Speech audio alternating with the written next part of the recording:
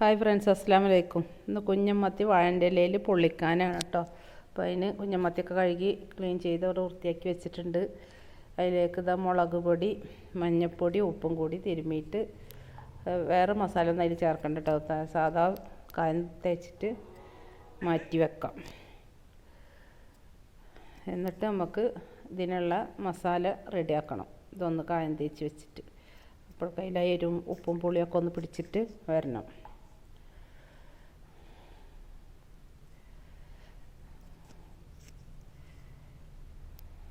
അപ്പം നമുക്കിതാ ഇതിലേക്കൊരു കഷ്ണം ഇഞ്ചി, വെളുത്തുള്ളി, പിന്നെ ഒരു ശകലം പെരിഞ്ചീരകം ഒക്കെ ഓരോന്നുള്ളു നമ്മളെ മീനിനനുസരിച്ച് എടുക്കട്ടോ. കുരുമുളക് കുറച്ചെടുത്തിട്ടുണ്ട്, 2 പച്ചമുളക് എല്ലാം കൂടിയിട്ട് ഒന്ന് മിക്സിയുടെ ജാറിലിട്ടിട്ട് നന്നായിട്ടൊന്ന് അരച്ചെടുക്കുക. നല്ല പേസ്റ്റ് പോലെ അരേണ്ട, തരിതരിയായിട്ട് കിട്ടിയാലും മതി.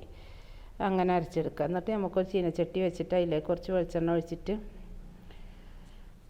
ചെറിയ ഉള്ളി കഴുകി നുറുക്കി വെച്ചതുണ്ട്, അത് ചേർത്ത് കൊടുക്കുക.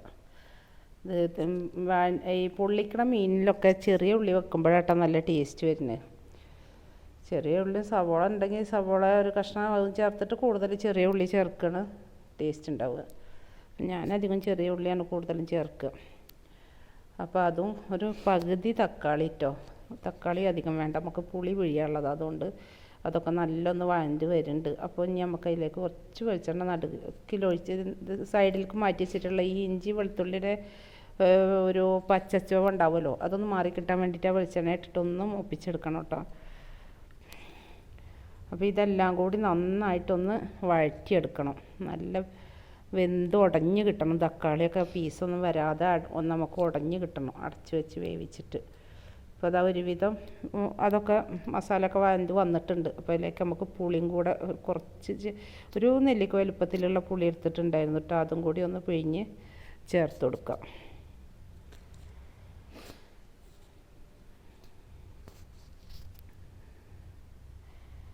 അപ്പോൾ കണ്ടാ നല്ലോണം ഉള്ളിയൊക്കെ വെന്ത് ഉടഞ്ഞ് വന്നിട്ടുണ്ട്. അപ്പോൾ കറിവേപ്പില ചേർത്ത് കൊടുത്ത് നമുക്കിതിലേക്ക് മസാലകൾ ചേർത്ത് കൊടുക്കണം. നമ്മൾ അത്യാവശ്യത്തിന് എരിവിനുള്ളത് ചേർത്ത് കൊടുത്തിട്ടുണ്ട്.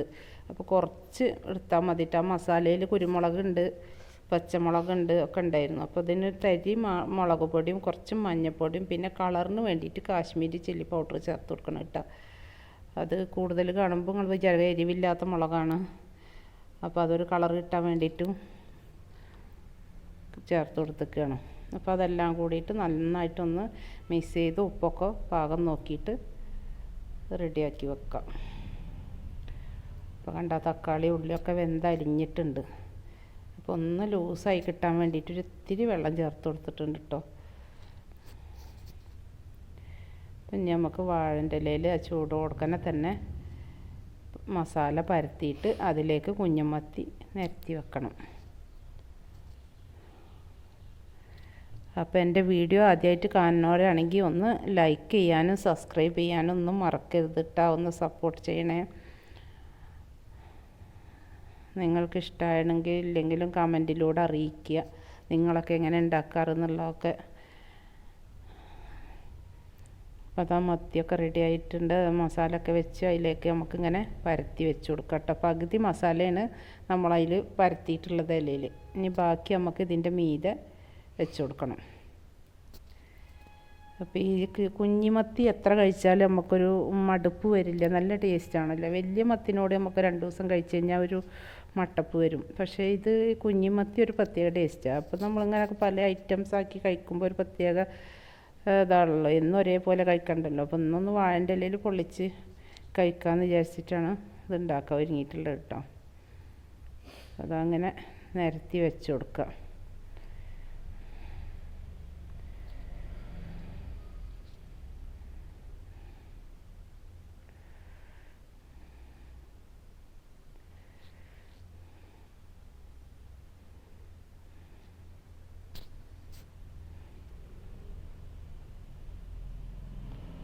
എല്ലാതും മസാലയൊക്കെ എല്ലായിടത്തും ആവാൻ വേണ്ടി കറക്റ്റാക്കി വെച്ചിട്ടുണ്ട്. ബാക്കി നമുക്ക് വരുന്ന മസാല ഉണ്ടല്ലോ അതും കൂടി മീതെ വെച്ച് കൊടുത്തിട്ട് പിടിപ്പിച്ച് കൊടുക്കാം.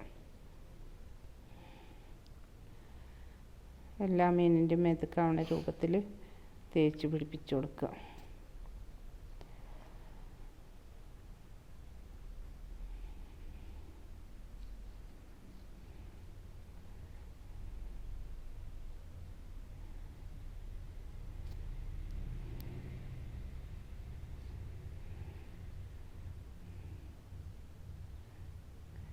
2-3 എല്ലി കറിവേപ്പിൻ്റെ ഇലയും കൂടെ വെച്ചെടുക്കുന്നുണ്ട്. അതിൻ്റെ ഒരു മണം ഇതൊക്കെ അതിൽ കിട്ടിക്കോളും. അതിന് വേണ്ടിയിട്ടാട്ടോ. ഇനി നമുക്കിത് നന്നായി പൊതിഞ്ഞ് കൊടുക്കാം. 2 ഇല വെച്ചിട്ടാണ് ഞാൻ പൊതിയുന്നത്. കാരണം നോൺ സ്റ്റിക്കിൻ്റെ പാത്രത്തിൽ വെച്ചിട്ട് ഗ്യാസിൽ വെക്കുമ്പോൾ ഞാൻ കരിഞ്ഞു പോകണ്ടെന്ന് വിചാരിച്ചിട്ടാട്ടോ.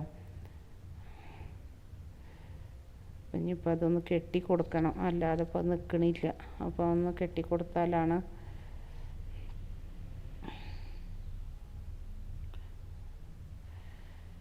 ഇലയൊക്കെ പൊട്ടിയിട്ടുണ്ട്. എന്നാലും കുഴപ്പമില്ല, നമ്മൾ പാത്രത്തിലേക്ക് വെക്കല്ല, അതുകൊണ്ട് കുഴപ്പമില്ല. അത് ഇല വാട്ടിയിട്ട് വെക്കണമായിരുന്നു.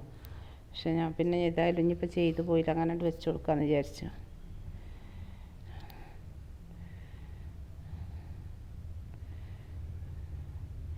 ഇങ്ങനെ വെച്ചിട്ട് നമുക്ക് എന്തെങ്കിലും ഒരു പാത്രം കൊണ്ട് നല്ല അടച്ച് വെച്ചിട്ട് ഒരു 10-15 മിനിറ്റൊക്കെ എന്ത് ചെയ്യണം, ലോ ഫ്ലെയിമിൽ വെച്ചിട്ട് വേവിച്ചെടുക്കണം. ഇത് മത്തി ഫ്രൈ ചെയ്തിട്ട് വെക്കണവരുണ്ട് കേട്ടോ. പിന്നെ ഞങ്ങളത് ഇങ്ങനെ കഴിക്കാനാണ് ഇഷ്ടം. അപ്പോൾ വീണ്ടും വെളിച്ചെണ്ണ ഒക്കെ കൂടല്ലേ, അപ്പോൾ അതിലൊരു ഇതില്ലല്ലോ. അപ്പോൾ ഇങ്ങനെ ആകുമ്പോൾ വെളിച്ചെണ്ണ ഒന്നും അധികം യൂസ് ചെയ്യാതല്ലേ, അതുകൊണ്ടാണ് കേട്ടോ. ഫ്രൈ ചെയ്തിട്ട് വെക്കണമെങ്കിൽ ഒന്നുകൂടി നന്നായിരിക്കും. അപ്പോൾ അതാ ഒരുവിധം റെഡി ആയിട്ടുണ്ട്. ഒന്ന് മറിച്ചിടണം കേട്ടോ. ഞാനത് ഇതിൽ വീഡിയോയിൽ ഉൾപ്പെടുത്താൻ മറന്നു പോയതാണ്. പകുതി വെന്ത് കഴിയുമ്പോൾ നമുക്ക് നോൺ സ്റ്റിക്കിൻ്റെ വേറൊരു പാത്രം വെച്ചിട്ട് അതിലേക്ക് മറിക്കുക. അപ്പോൾ അത് കണ്ടോ, ഒക്കെ കറക്റ്റായിട്ട് നല്ല വെന്ത് കിട്ടിയിട്ടുണ്ട്. അപ്പോൾ ഇത്രയേ ഉള്ളൂ. എൻ്റെ വീഡിയോ ഇഷ്ടമായവർ ലൈക്ക് ചെയ്യാനും സബ്സ്ക്രൈബ് ചെയ്യാനൊന്നും മറക്കരുത്. എല്ലാവരും സപ്പോർട്ട് ചെയ്യാം. ഇഷ്ടമായെങ്കിൽ കമൻറ്റിലൂടെ അറിയിക്കുക. അപ്പോൾ അടുത്ത വീഡിയോ ആയിട്ട് വരുന്നവരെ ബൈ.